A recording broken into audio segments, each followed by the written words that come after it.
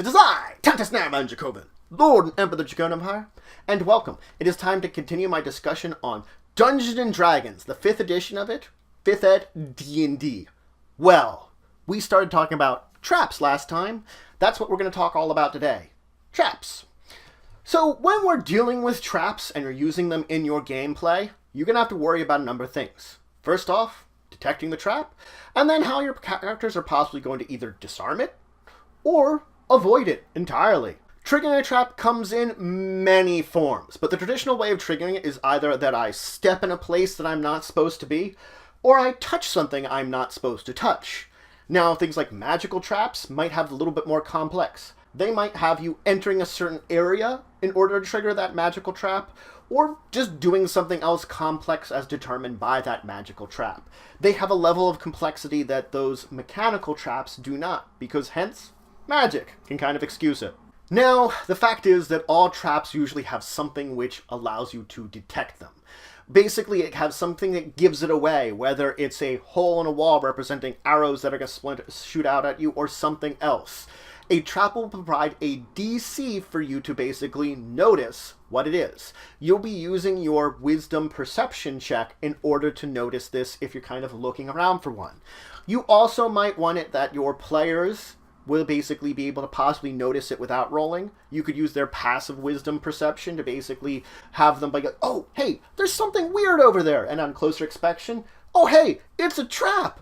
We're not going to trigger that. This isn't always to say there is something very easily noticeable about a trap, but there are. Now, once you've detected it, you can either, of course, do something to avoid it or disarm it, to disable it, either temporarily or long term. Regardless, if you're planning on attempting to disarm it or disable it, you might have to figure out what you're going to do with this. It might call for an intelligence investigation check to be like, okay, here's how we can disable it. And then you're going to have to use your proficiency in thieves' tools with your dexterity, of course, to then actually physically overcome it there. So a little combination of skills here to eventually deal with that trap. Magic traps are handled a little differently.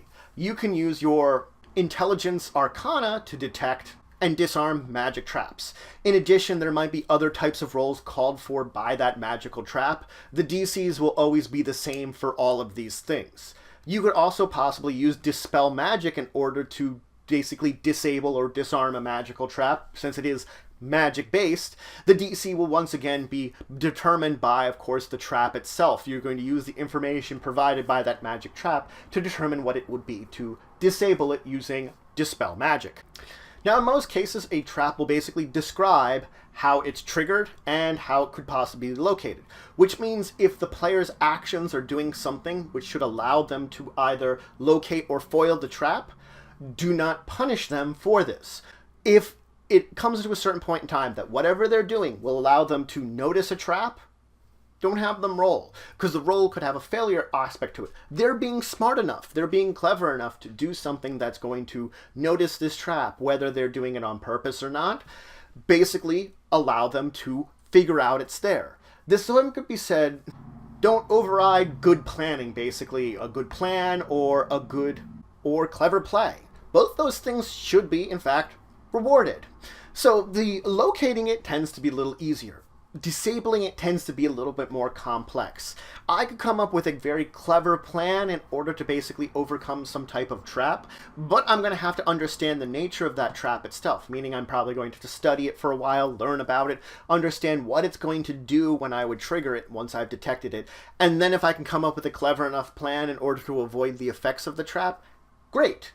If I haven't noticed everything about it, or I can't notice everything about it, well, then it might not work, and there still might be checks involved with it. But if they plan for everything based upon the description to overcome the damage itself also, foil the trap, then go ahead and allow it. If they would, basically trigger something remotely while hiding behind a table that, arrows will shoot everywhere, and the table's basically in the way of everywhere arrows could shoot, guess what? They're going to overcome it. The arrows might pierce the table, but probably won't destroy it. And as long as they're not, right up against it, they might not have to worry about it.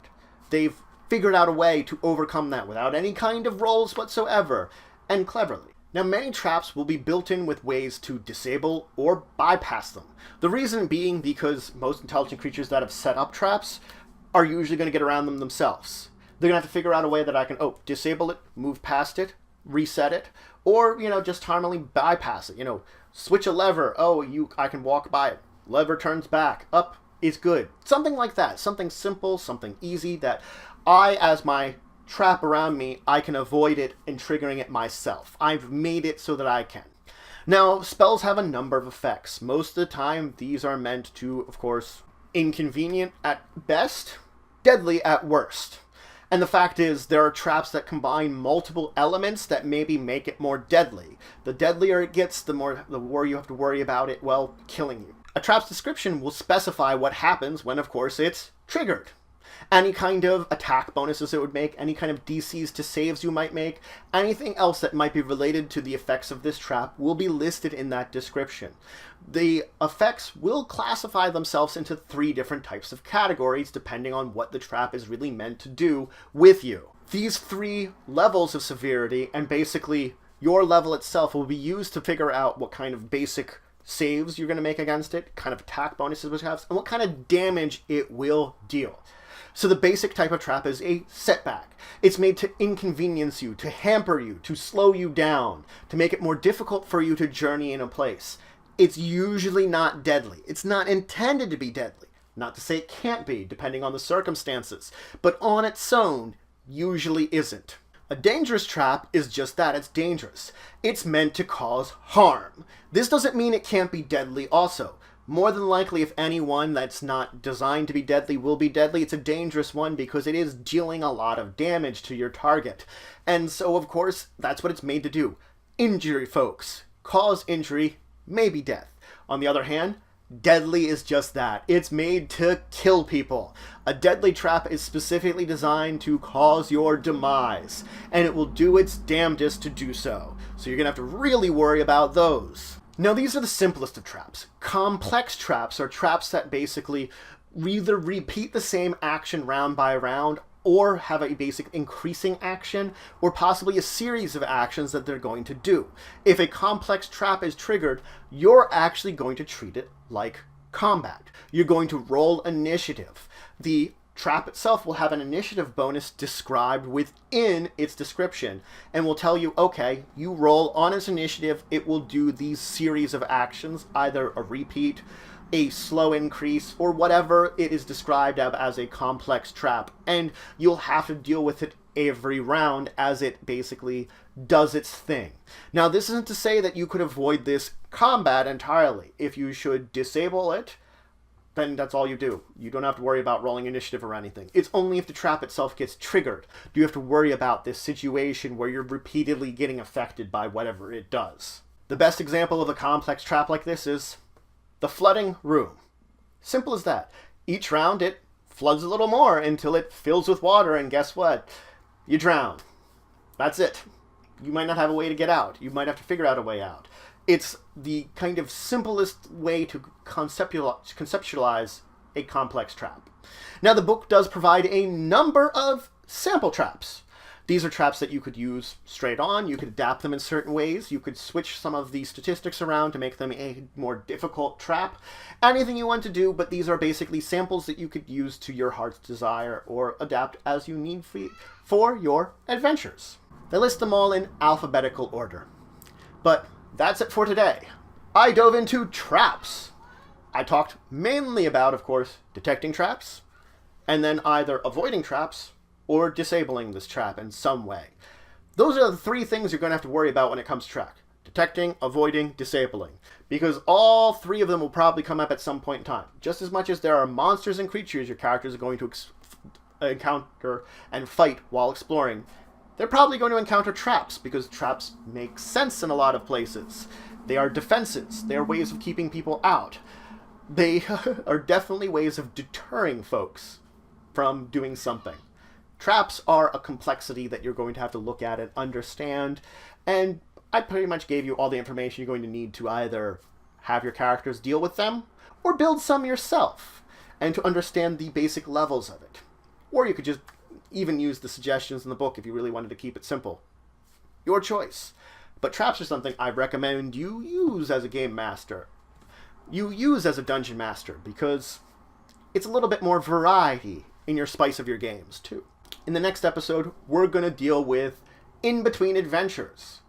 Because this is an important thing to talk about, because we sort of talked about it on the player side. We're going to have to talk a little bit about it on the game master side, because they do have some overlaps, but there's some extra information that you, as the DM, have to know about.